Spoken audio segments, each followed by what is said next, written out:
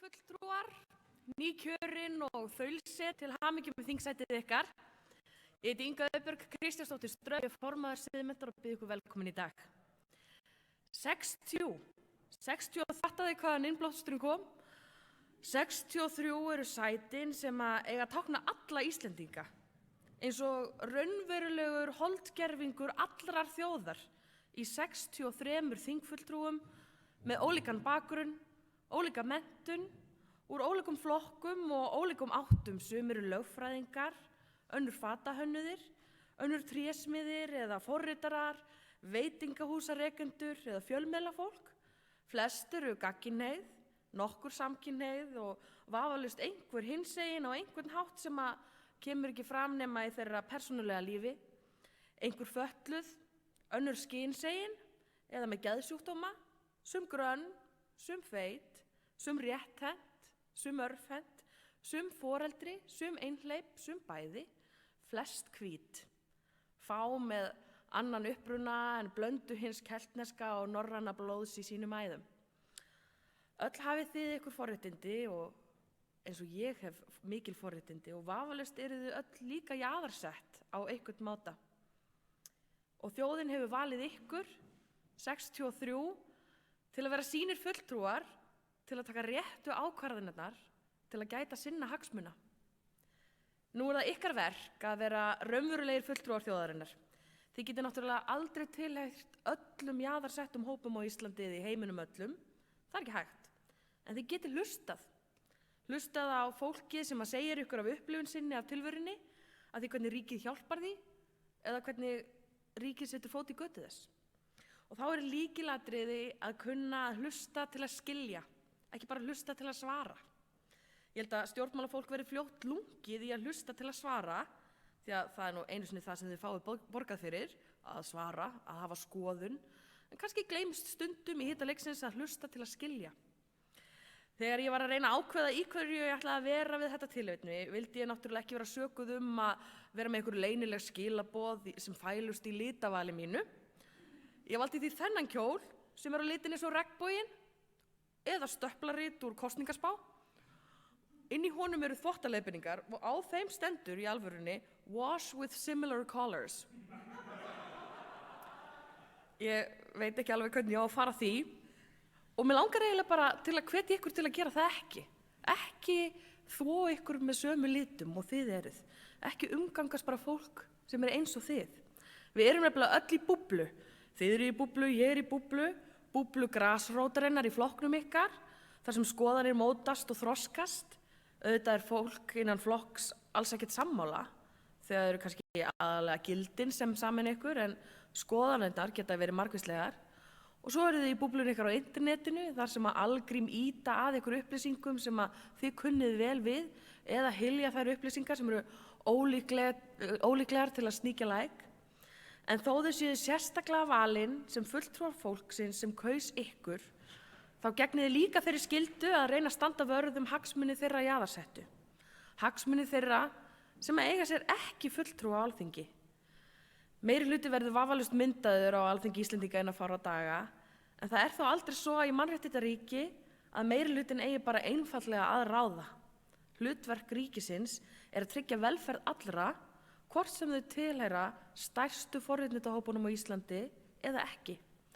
Hvort sem þau eru eins og litin og landnemar þessa lands eða ekki, hvort sem þau tilheyra einu ákveðnu kristnu trúfélagi eða ekki, hvort sem þau elska birki, birtu eða blæ. Ég hvet ykkur til að hlusta til að skilja á fólki sem situr í kringum ykkur síðar í dag, á fólki sem situr með ykkur í nefnd, en sér í lagi fólkið sem þið kallið fyrir nefndir og kemur til að segja ykkur frá sérfræðiþekkingu sinni, hvort sem það er sérfræðiþekkingu á ástarlífi urriða eða einfaldlega sérfræðiþekking á því hvernig það er að vera fötluð manneskja með NPA á Íslandi, hvernig það er að vera hinsegin, hvernig það er að vera með pólskt eftirnafn í atvinnuleit, hvernig það er að vera stöðugt að glíma við kerfið. Og ég hvet ykkur enn fremur til að hugsa víðar þegar þið kallið eftir umsögnum. Hagsmunaaðilar eru ekki endilega augljósir. Hvernig kemur þetta mál við brúnt eða svart fólk? Eru birtingarmyndir þess ólíkar fyrir karla, konur eða kvár? Og í tilefni þessara hvatningar minnar að þið hlustið á alls konar fólk, þá langar mig að bjóða ykkur velkomin á þessa litlu þingsetningarathöfn Siðmyndar.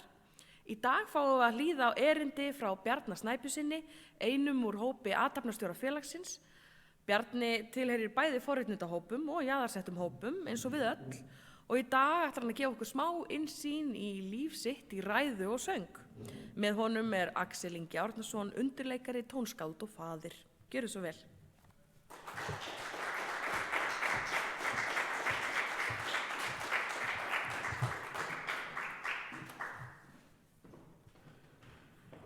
Góðan daginn, virðulega samkoma.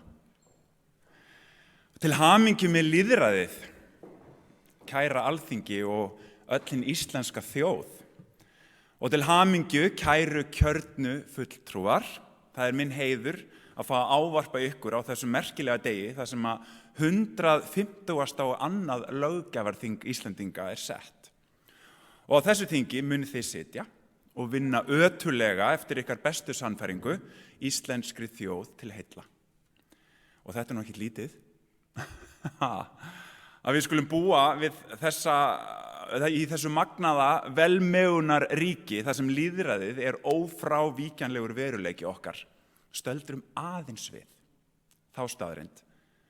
Við kjósum fólk úr okkar röðum sem að okkur líst best á og sem geta stjórnað öllum okkar mikilvæga málum og kerfum. Og við, þjóðin, treystum ykkur best til þess að standa vörð okkur öll.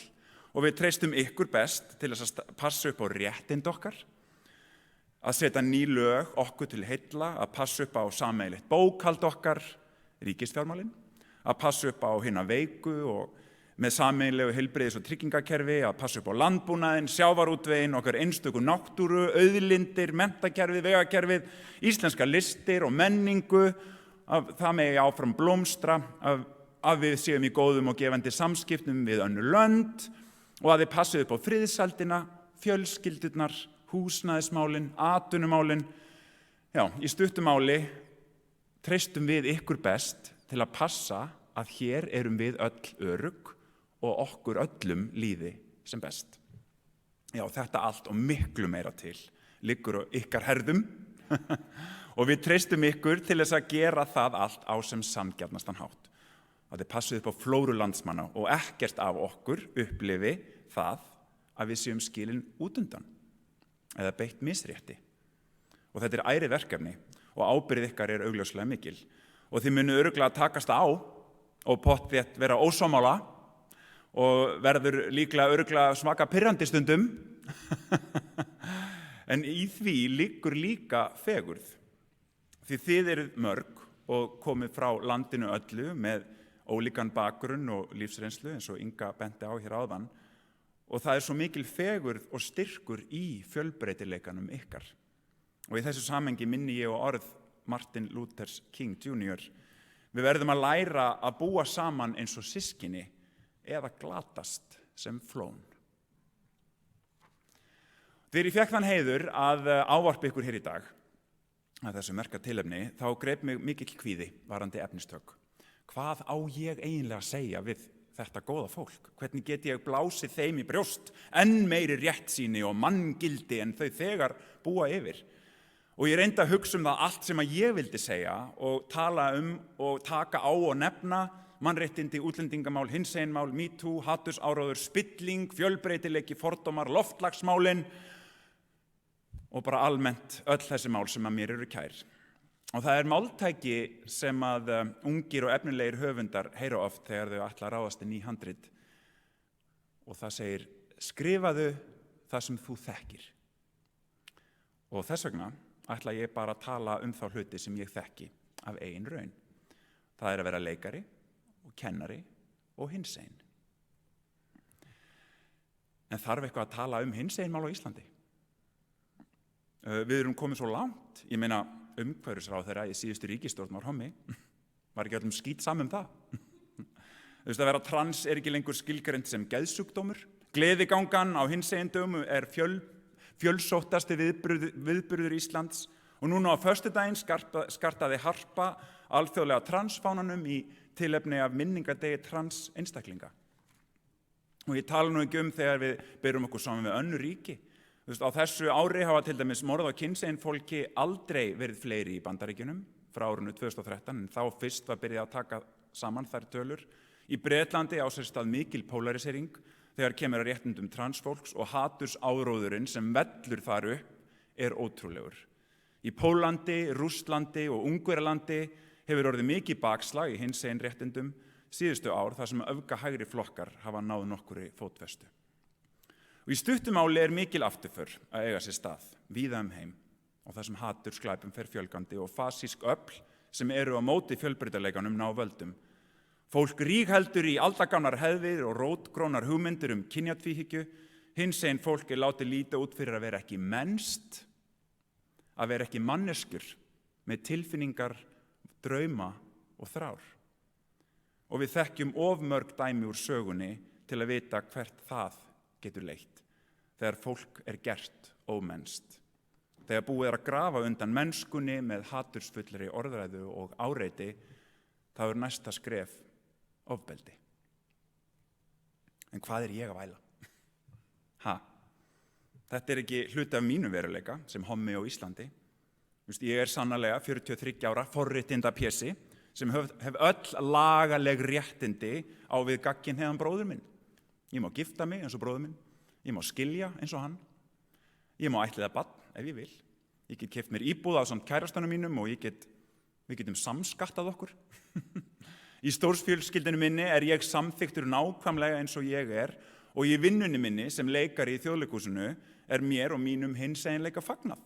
Í raun mér fagnað svo mikið að ég fekk þann heiður að búa til söngleik upp úr sögu minni og setja hann á svið í Þjóðleikhúskjallaranum ásamt öðru hinsegin listafólki. Þar voru með mér Axel Ingi Árnason, tónskáld, og Greta Kristín Ómarsdóttir, leikstjóri og meðhöfundur minn. Upprunaleg hugmynd af þessum einleik sem ber nafnið Góðan daginn faggi var að búa til tussugott sjó, þar sem ég sting á kýlum og rosa fyndin og syng nýja fyndna söngleikjatónlist eftir hann Axel Inga. Og ég hef skrifað dagbækur allt mitt líf og þær áttu að verða nokkurs konar svona okkar helsta heimild til þess að skoða fyndin ungling og fjalla það hvernig það stundum fáránlegt, flókið og fyndið að vera manneskja. Og við ætluðum bara að hafa svolítið gaman. En það kom eðlilega mjög á óvart þegar ég fékk taugaáfall í miðju sköpunarferlinu. Því að við að lesa allar þessar dagbækur og bréf sem ég hafði skrifað til ættingja og vina, þá blasti við mér ungur maður sem var mjög týndur og leitandi.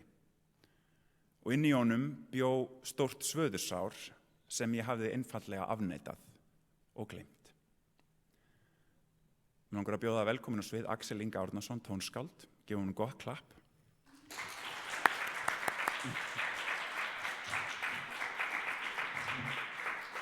Og hér kemur lítið atriði úr sýningunni.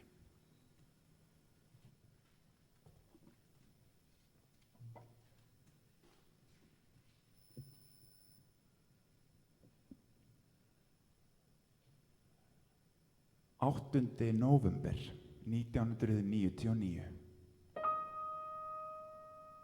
Sæl, elsku dagbókin mín. Mér líður ekkert sérstaklega vel. Skil ekkert í mér.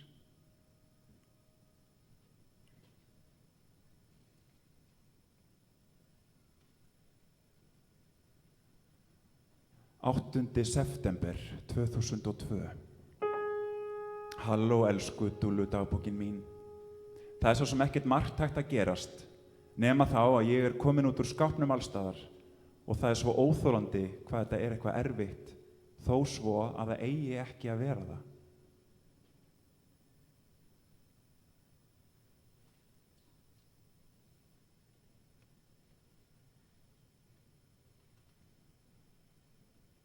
Desember 2000. Mikið væri það nú næs ef mér liði ekki svona illa. Mikið væri það nú næs ef fengi ég að vera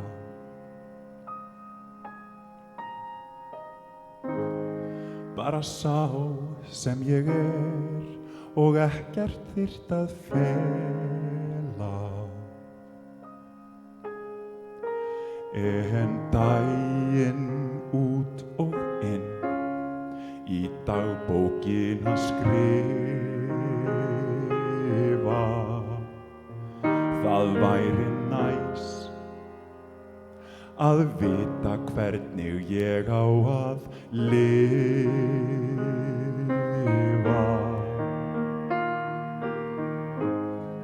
Mikið væri það nú næs ef líf mitt væri einfalt.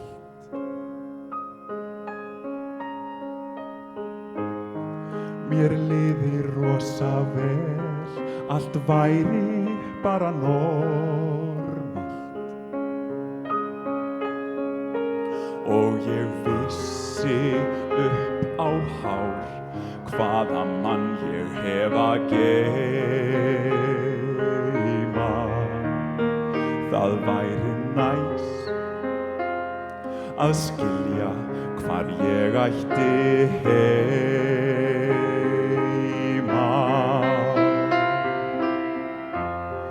Hví ég svo smár, hvað þetta sár? En þá hér eftir öll þessi ár, mig langar svo sjálfan mig að skilja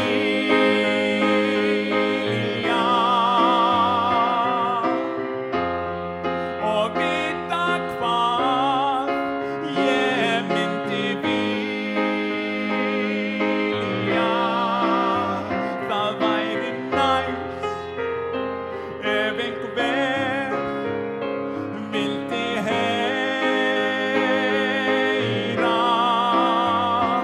Mikið væri það næs ef ég loks mætti fá að tilheyra.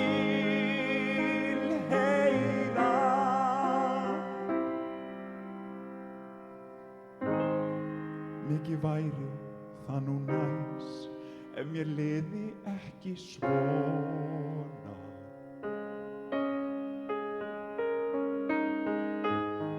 Að ég væri bara hér, þyrft ekki að bíða og vona.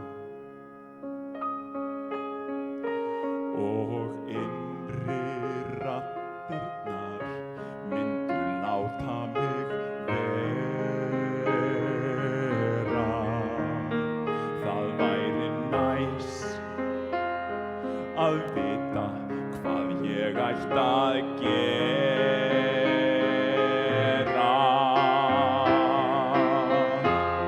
Hví ég svo svár, hvað þetta sár? En þá hér eftir öll þessi ár, mig langar svo sjálfan mig að skilja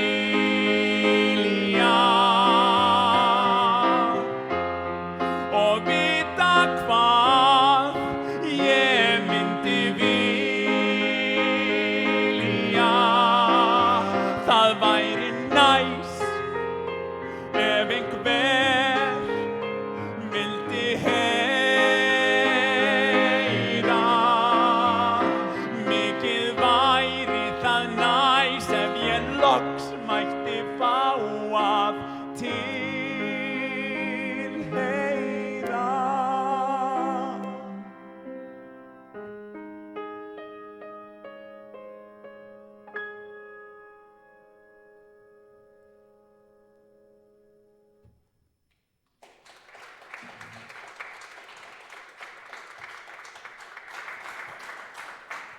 Takk fyrir.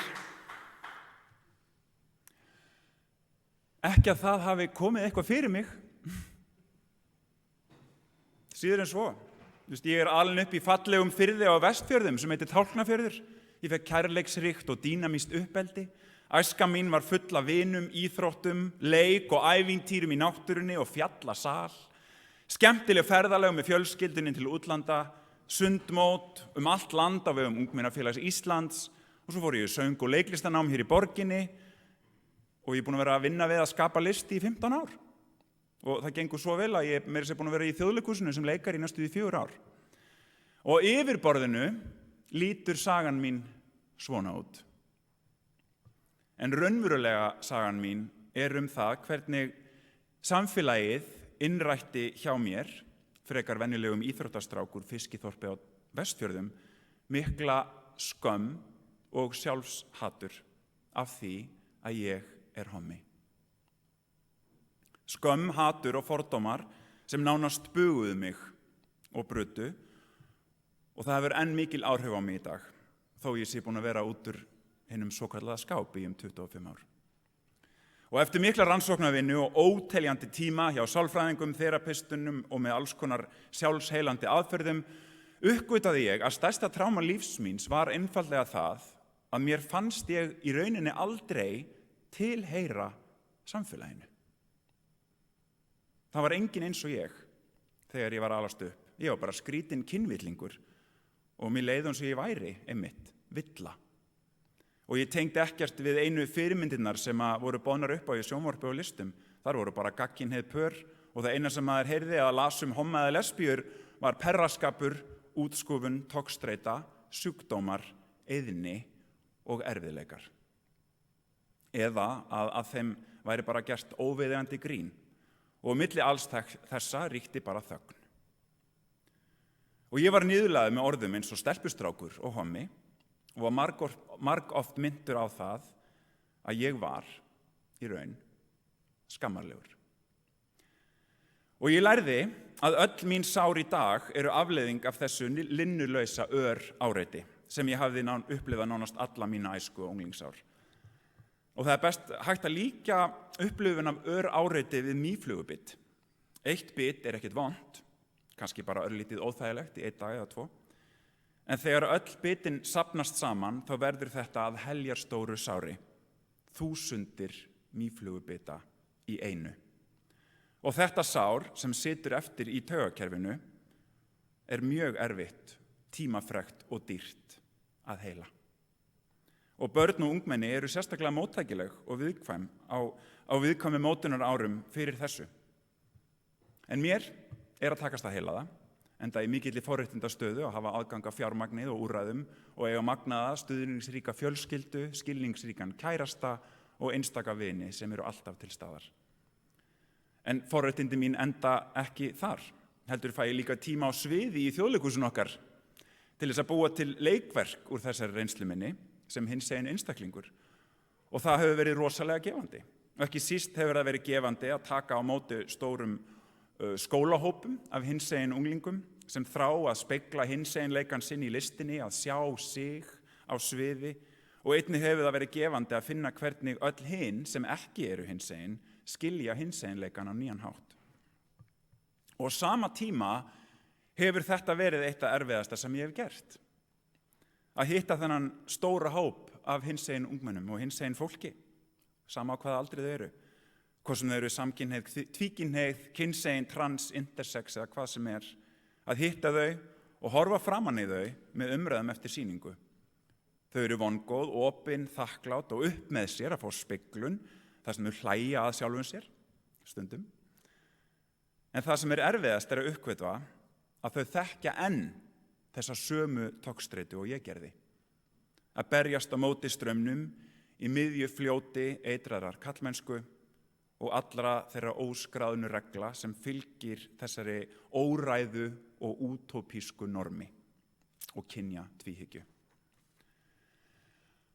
Og trúi mér þegar ég segi ykkur, kæru þingmenn, að þau eru líka buguð og þjökuð.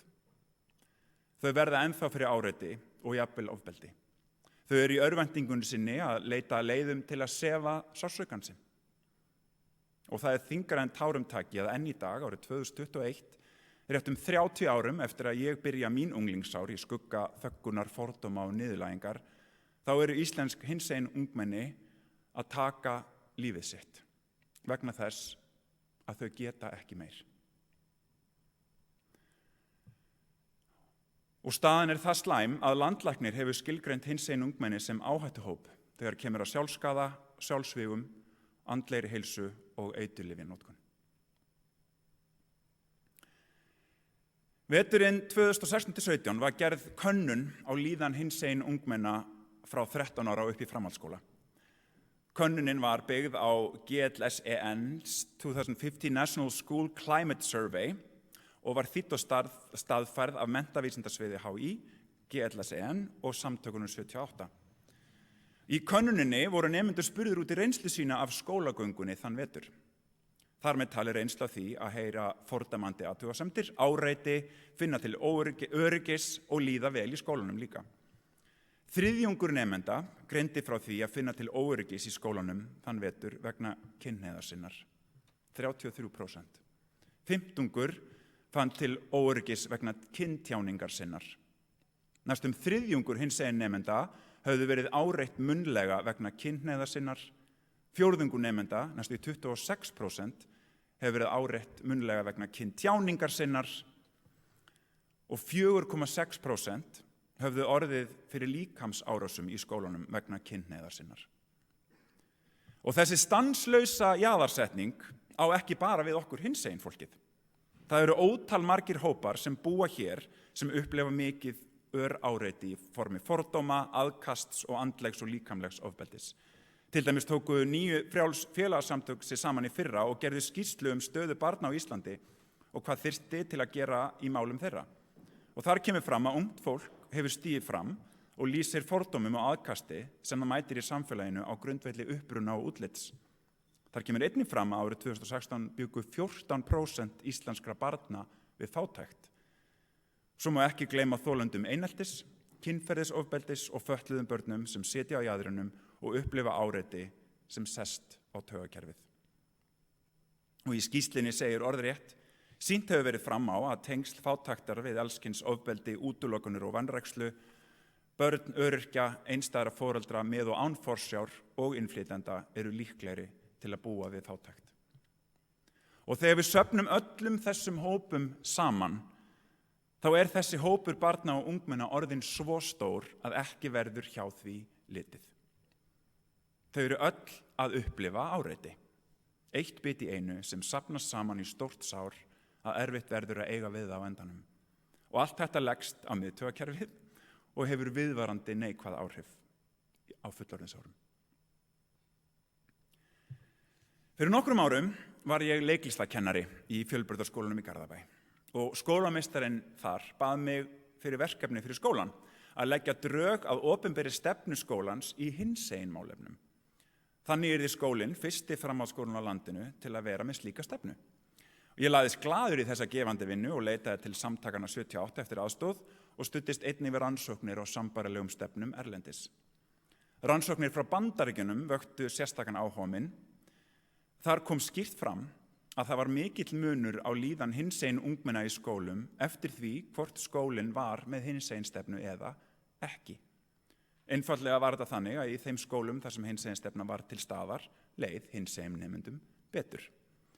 Þetta er svona einfalt. Að hafa hinsegin stefnu í skólanum minnti nemendur á að þetta væri skóli manngildis og fjölbreytileika og skólastjórnendum tókst með afgerandi afstöðu með hinsegin fólki að láta þeim líða eins og þau væru öruggari. Og það sem ég sjálfur bjó ekki við slíkt öryggi, þá þurfti ég að takast á við laskað miðtaugakerfið mitt verandi komin á miðjan aldur. Og það er bara að takast alveg ágætlega þó það hafi verið erfitt og er stundum enn mikið átak. En ímyndum okkur eitt augnablik að jaðarsetning mín hafi bara ekki átt sér stað á neinn hátt. Að kynhneigð mín hafi frá fyrsta degi aldrei skipt neinu máli. Að ég hafi upplifað samhygð og stuðning, að í kringum mig hafi ríkt opið og hvetjandi samfélag með fyrirmyndum og fjölbreytileika þar sem enginn væri raun normal, heldur öll væru öðruvísi.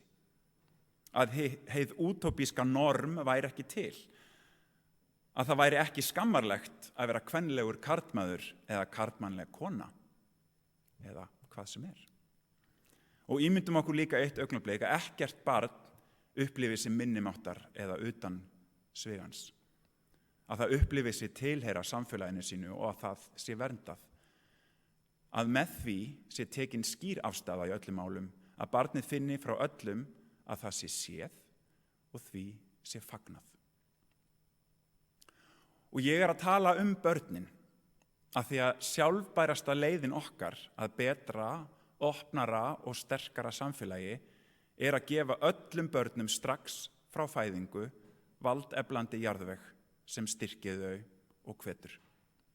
Að þau finni að þau skipti máli, að öll hafi rödd og að þau séu séð.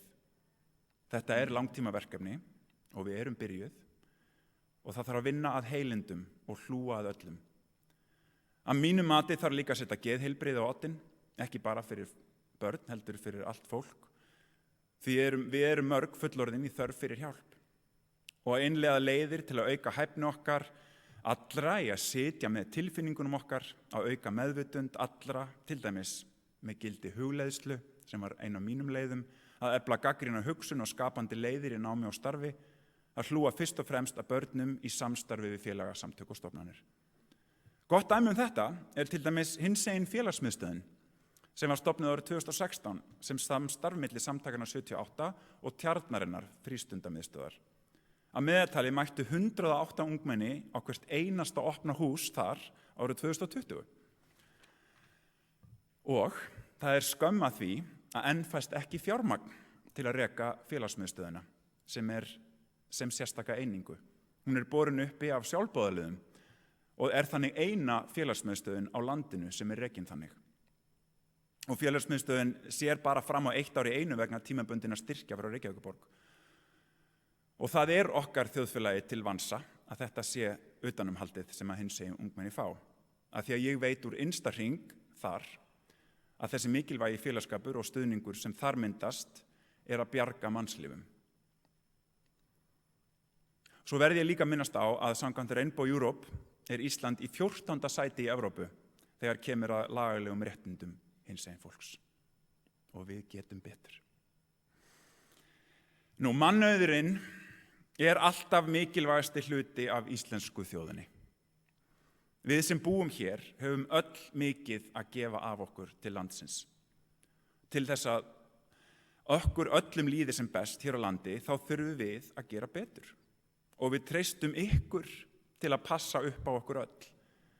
Íslenska þjóðin nefnilega aldrei betur stödd en sá einstaklingur sem hefur það verst.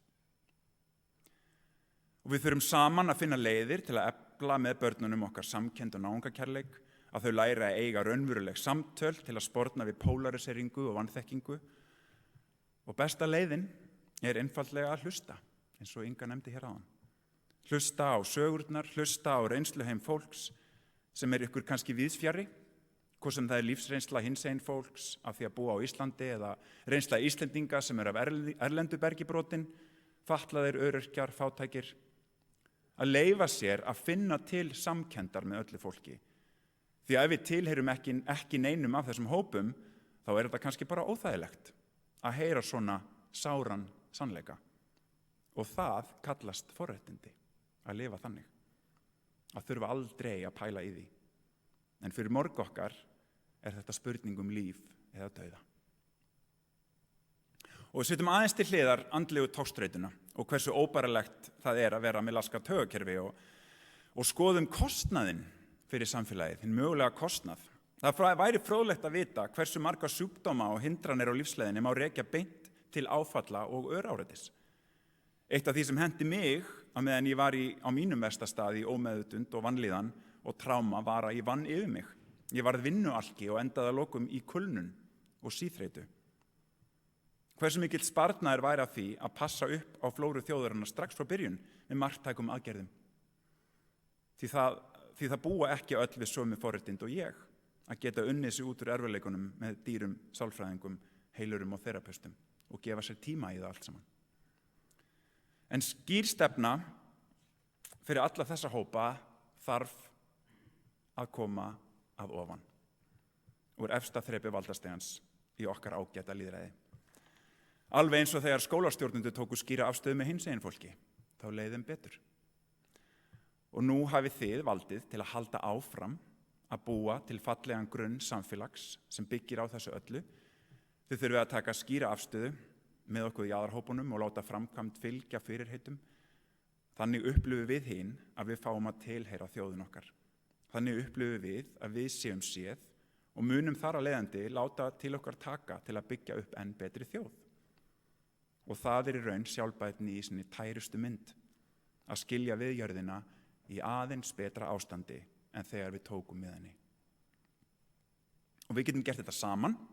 Það eru mýmörg félagasamtök og stofnanir tilbúin að hjálpa til og berjast fyrir sínum skjólstæðingum og saman getum við fundið leiðir til að mætast með okkar ólíku skoðanir, bakgrunn, lífsreynslu og kjarnagildi og haldið áfram að byggja hér valdeflandi og kærleiksríkt samfélag fyrir öll, þar sem fjölbreytileikinn norm. Og eins og Gandhi sagði, hæfni okkar til að ná samstöðu í fjölbreytileikanum verður bæði mesta prófraun mannkyns sem og okkar mesta fegurð. Nú, við ætlum að ljúka þessari stund á titilagi söngleiksins okkar sem nefnist Góðan daginn Faggi. Nafnið á verkinu og laginu hefur staðið í mörgum, enda þetta mikið níðingsorð sem notað enn í dag til að niðurlægja homma og unga fólkið notar ekki síst. Þetta tilraun okkar til að afvopna orðið, að taka úr því vægið og þyngdina og líka til að eiga það samtal, kannski smá óþægilegt samtal. Því með góðu og uppbyggilegu samtali eru okkur allir vegir færir og það besti grunnurinn til að byggja á. Takk kærlega fyrir okkur.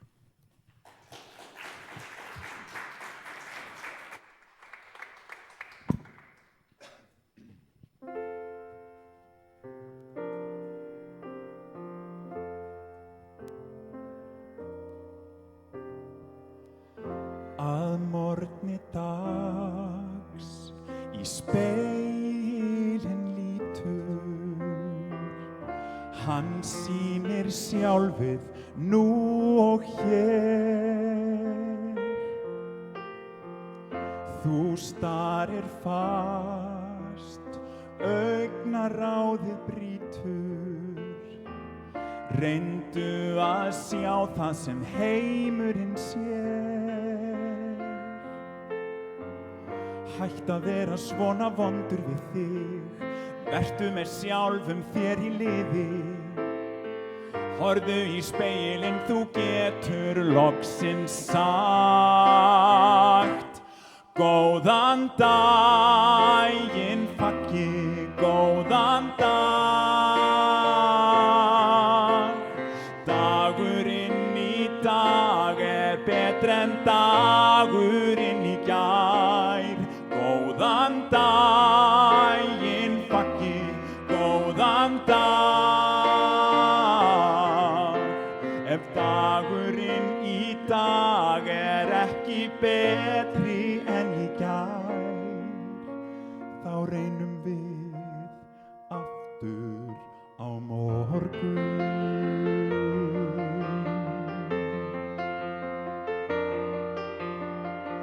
Í dagsins í baksýni spegli, sérð mann sem efast endalaust. Þú bara það ekkert að þér. Reyndu að finna trú og traust. Hugsanir sem sífellt herja á þig, leyfðu þeim að vera í friði. Horfðu á sjálfan þig, þú getur loksins sagt: Góðan daginn Faggi, góðan dag. Dagurinn í dag betri en dagurinn í gær. Góðan daginn Faggi, góðan dag. Ef dagurinn í dag ekki betri en í gær,